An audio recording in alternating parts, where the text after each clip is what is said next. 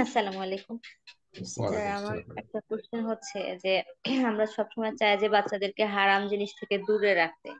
এটা আমরা ফ্যামিলিতে করতে পারি, দেখা গেছে মা বাবা বা ডেডিকেটেড এই ব্যাপারে যে বাচ্চাকে তারা সেভাবে রাখছে।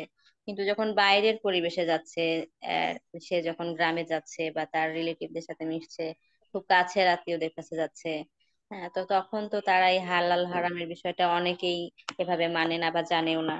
তো সেক্ষেত্রে দেখা যাচ্ছে যে বাচ্চা মিক্স আপ হয়ে যাচ্ছে, মানে সেখান থেকে কিছু শিখছে বা শিখে নিচ্ছে। তো এখন আমার কথা হচ্ছে যে কোনো মা যদি এরকম করে যে তাকে বাইরের পরিবেশে, মানে যে জায়গাগুলোতে হারাম, সেটা খুব কাছের আত্মীয়তার সম্পর্ক ছিন্ন করছে না, বাট সেই জায়গাগুলোতে কম যাওয়ার চেষ্টা করছে বা এই বিষয়গুলা, তো এটা মানে বিষয়টা কেমন হবে বা এটাই উচিত উচিত, কিনা?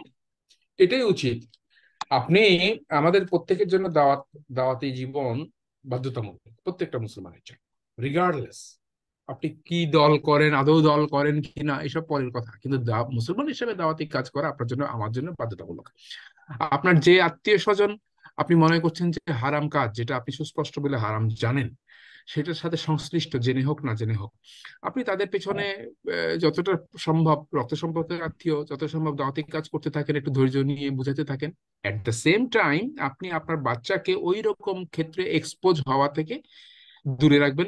এটাই তো ও, ইয়ে আপনার কর্মপদ্ধতি, আপনার টেকনিক হওয়া উচিত। আহ, কিভাবে ব্যস্ত রাখবেন, কিভাবে দূরে রাখবেন, কায়দা করে বুদ্ধি করে হেকমতের সাথে দূরে রাখবেন।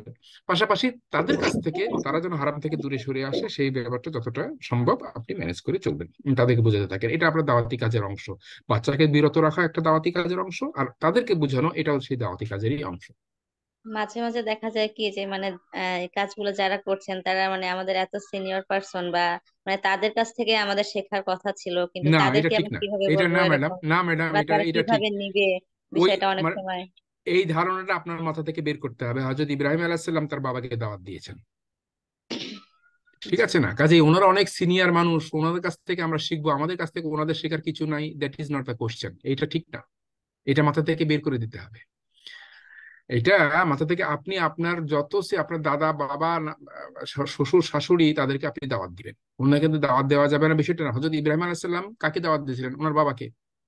জি। কাজে আপনি দাওয়াত দিবেন, আপনি যদি দেখেন যে ভুল করছে আপনি দাওয়াত দিবেন, ডেফিনেটলি দিবেন। কায়দা করে একটু হেকমতের সাথে দাওয়াতটা উপস্থাপন করবেন, যেন ওনাদের ইয়েতে না লাগে।